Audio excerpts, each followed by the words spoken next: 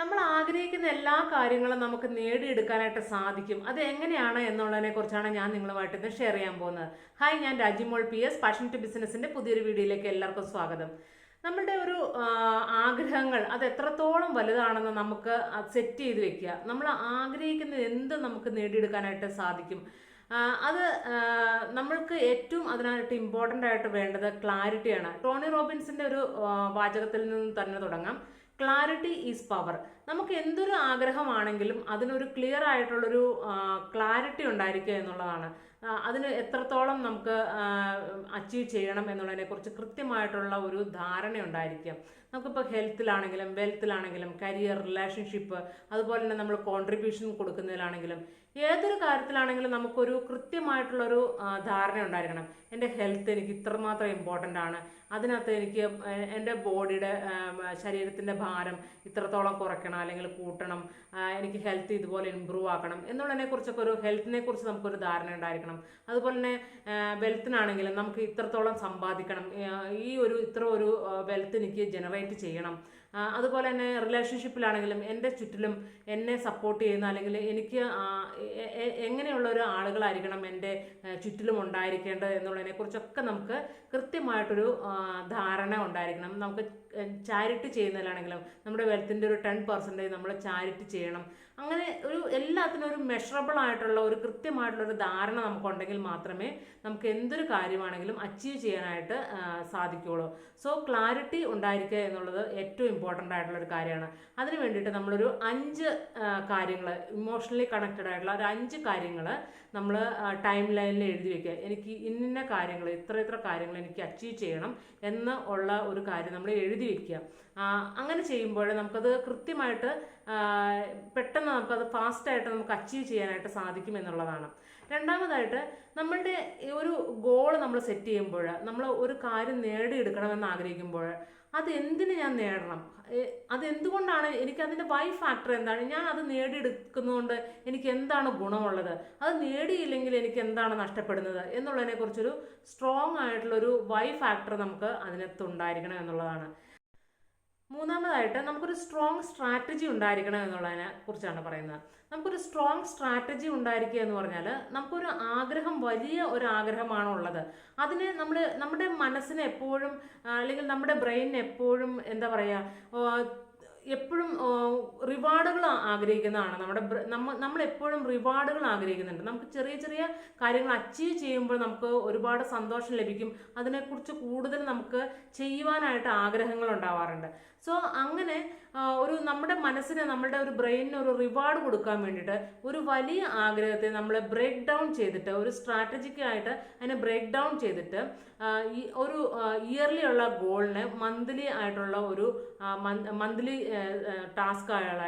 ടാസ്കുകളായിട്ട്, അതുപോലെ തന്നെ daily weekly ടാസ്കുകൾ, അതുപോലെ തന്നെ ഡെയിലി ആക്ഷൻസ്, ഇങ്ങനെ പലതരത്തിൽ ബ്രേക്ക് ഡൗൺ ചെയ്തുകൊണ്ട് നമ്മൾ ഓരോ ആക്ഷൻ എടുക്കുക.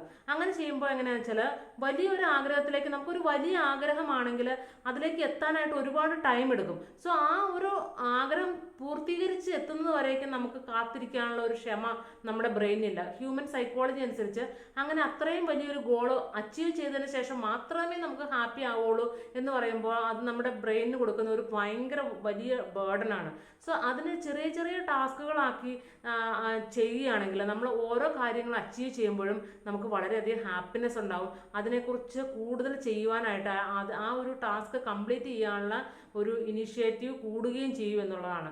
സോ അങ്ങനെ ഒരു സ്ട്രാറ്റജിക് ആയിട്ട് നമ്മൾ ആ പ്ലാനും പദ്ധതികളും തയ്യാറാക്കുക. അതിനെ ബ്രേക്ക് ഡൗൺ ചെയ്തുകൊണ്ട് ചെറിയ ചെറിയ ടാസ്കുകളാക്കി മാറ്റുക.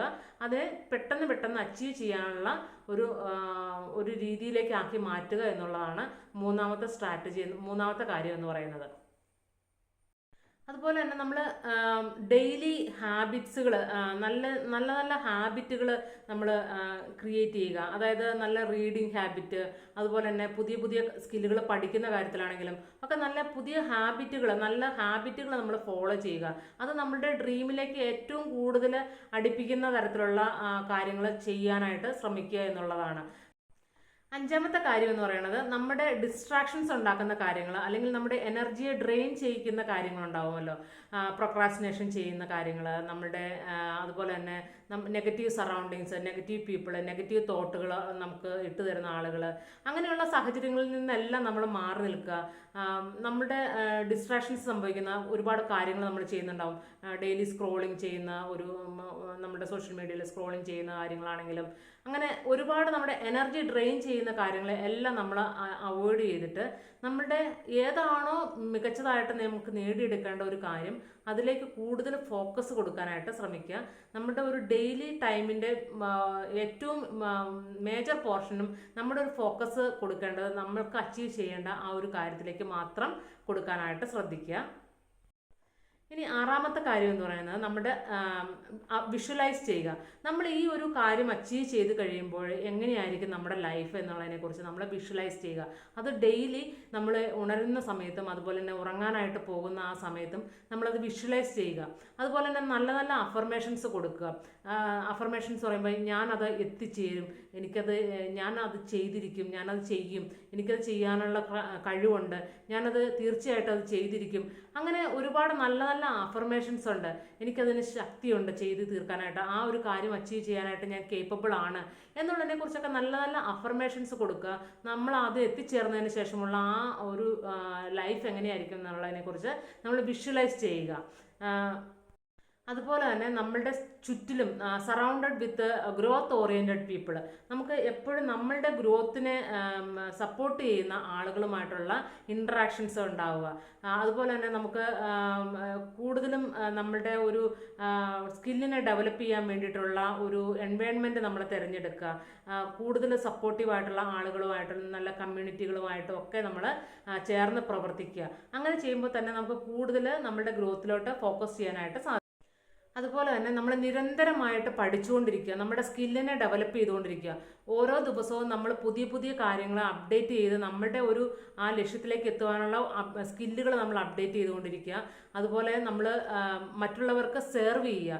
അതുപോലെ തന്നെ നമ്മൾക്ക് ഒരുപാട് കാര്യങ്ങൾ മറ്റുള്ളവർക്ക് പറഞ്ഞു കൊടുക്കാനും നമുക്ക് മറ്റുള്ളവരെ സെർവ് ചെയ്യാൻ കിട്ടുന്ന അവസരങ്ങളും പാഴാക്കാതെ നമ്മൾ മറ്റുള്ളവർക്ക് കൂടി പ്രയോജനപ്പെടുന്ന രീതിയിൽ നമ്മളുടെ ടൈം വിനിയോഗിക്കുക. ഇത്രയൊക്കെ കാര്യങ്ങൾ ചെയ്തു കഴിഞ്ഞാൽ തന്നെ നമുക്ക് നല്ലൊരു രീതിയിൽ നമുക്ക് വിജയത്തിലേക്ക് പെട്ടെന്ന് എത്തിച്ചേരാനായിട്ട് സാധിക്കും എന്നുള്ളതാണ്.